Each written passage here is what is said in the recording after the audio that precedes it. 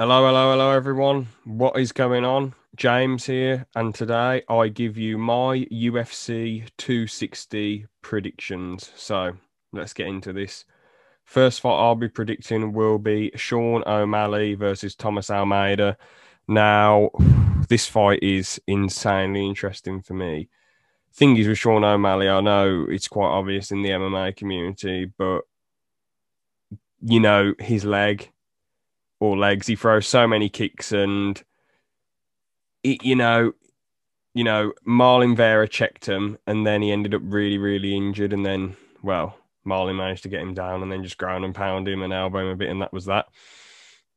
Now, the thing is with O'Malley's mentality, like the thing is, he's got good hands as he showed against Eddie Wineland, you know, but with his mentality, thinking, "Oh, I'm still undefeated. It was just the leg injury," even if it is, well, even if you can make the argument, "Oh, it was just my leg. It was just my leg." Even if that's the truth, you can't act like you're undefeated. You cannot. You have to have a bit of humility. You have to realize I've lost this fight.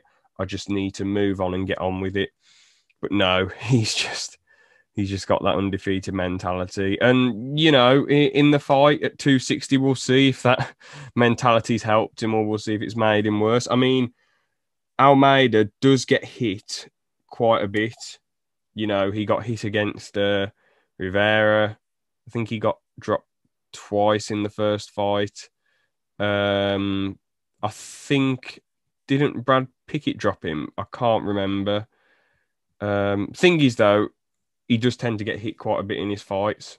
But the big factor in this is that Almeida's got some really, really good leg kicks. So this one just, oh man. And as I say, O'Malley does seem susceptible to either someone checking his leg, well, someone checking his kicks, or him like his leg getting kicked. He seems very susceptible. But the thing is,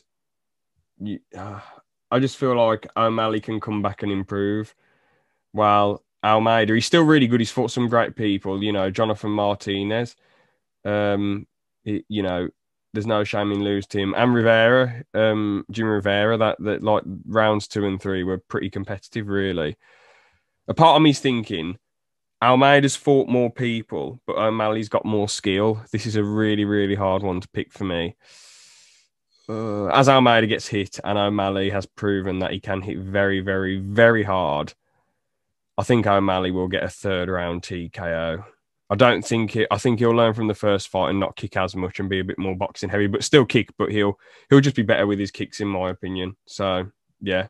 Next fight I'll be predicting will be Vicente Luque versus Tyron Woodley. Now this, I've seen that Woodley's a massive underdog, and I don't really understand why. I can see why Luque is the favourite because, well, in Woodley's last three, well, even before that though, like all he really is, he does this with his left, whatever, moves his left around. But his main weapons are the big right hand and the right leg kicks. They're his main weapons, and a bit of clinch action and maybe an occasional double leg. Those are his main weapons. And obviously he's got all right grappling and all right left hooks and uppercuts and whatever. But his main weapons are the right hand and the leg kick.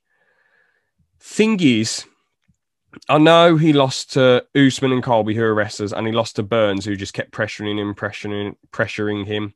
Lost to McDonald years and years and years ago because McDonald was really good at just backing Woodley up with the straight punches and front kicks and just didn't let Woodley really get anywhere near him. But I felt like Burns sort of like he was really good at moving away from the punches or putting so much pressure on Woodley that Woodley didn't really want to throw much. Woodley, the main success Woodley had in the Burns fight was just holding Burns in the clinch, and even then sometimes Burns would turn it around and push Woodley up against the fence.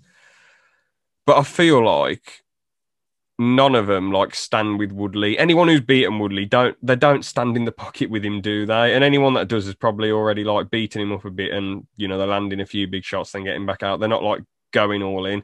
And the thing is with Luque, everyone pretty much lands a lot on him, don't they? And I feel like, and most of his offense, I know he just throws some good leg kicks and he's got good grappling and all that jazz. But he always comes in the pocket, and no one's ever beaten Woodley by going in the pocket with him. So, unless Luque has become a lot more of a clever fighter and not going in the pocket, or because sometimes you do obviously need to go in the pocket against some people. You do need to make it a really rough and tough fight. But Woodley, Luque hasn't really ever changed his style, has he? He hasn't been insanely defensive. He's just sort of brawled. So, and the thing is, right, if Mike Perry can land a lot of punches on Luque, Woodley's going to be able to land some kicks and right hands. Like, come on. So, and no one can take Woodley's right hands. So, I feel like Woodley gets a second round KO. That's just what I think. Oh, no. Luque's got a really good chin. Second round TKO. That's just my opinion. But I'm fairly confident Woodley will pull this one off. I don't know who he'll fight after this one, though. I think the UFC might just release him or something, even if unless he gets like a really, really quick KO. Or maybe Woodley will just want to go to Bellator or something. I don't know. Anyway, on to the main event. Stipe Miocic versus Francis Ngannou. Now, the thing is, Francis is the favourite once again. And I can't really understand why. Like, all right, the second Curtis Blaydes fight was really good. I mentioned it loads in my predictions before, how Francis went for leg kicks from a really long distance then. Blaydes, who never mixes in the striking with the takedowns. He either strikes or he just goes for a naked takedown. And Francis was able to counter him really easy, wasn't he? So, well, not easy, but, he was able to counter him fairly comfortably and finish the fight. Kane's knee gave out, but let's be real, it probably wasn't going any other way, was it? It's just if it was prime Kane, it would have been more competitive, wouldn't it? But thankfully, Kane retired, and it's still a decent win, but it's not like beating prime Kane or anything, is it? JDS was a pretty good win. That was a pretty good win, not gonna lie. He leg kicked him a bit, and then JDS got in the pocket and spun around, and then Francis landed the big right hand, and it was all over. And then against Rosenstrike, he rushed him and just knocked him out really quick. To be honest, people say, "Oh, Francis has got more experience," blah blah blah. Haven't his last 4 fights only been like 5 minutes long or something? And Stipe as well. Stipe fought for DC 3 times since he went against Francis the first time. And Francis has improved a bit, but I think Stipe has improved even more. And I really can't see it going any other way than the first fight went, to be honest with you. I just can't see Francis being able to get the counter. Everyone else has stood with him. Stipe will actually wrestle him. And I know some people are like, oh, he's probably grappling loads now, or oh, he's grappling loads. But man, honestly, I just think Stipe will just do exactly what he did in the first fight and then hopefully retire. I mean, there is a chance that all the bookies are probably thinking, oh, yeah, Francis will land. Come on, he'll land. But the thing is, Stipe he took some right hands and all, but he didn't take mad damage in the third DC fight, and he's had some time off. So I think Stipe, 5-round unanimous decision. I think he gets the win. Let's look at the other fights quickly then. I won't have a lot to say about any of these, but let's get them up then. So I know Karma Worthy is fighting.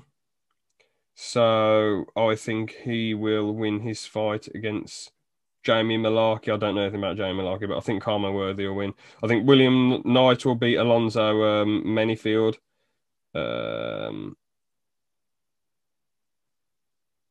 I don't really know the rest of the people. There's not really. I honestly usually I do try and make predictions, like if I at least know the name or have seen a few of their fights, but I don't know much about any. I mean, I've heard a few names on here, but I don't really know a lot about any of them, apart from like William Knight. I know that he was on the Contender Series and did really well. But yeah, sorry that I don't know the rest of them. I should know, some of them, but I just don't. I'm sorry about this. Thing is, there would have been more to talk about if Volkanovski versus Brian Ortega wasn't pulled, sadly. That would have added a few more minutes onto this prediction video. But hey ho, there you go. It was rescheduled to another time. So, yeah, thank you so much for watching. Hope you enjoyed. Please like and subscribe if you enjoyed, and see you next time. Have a good one.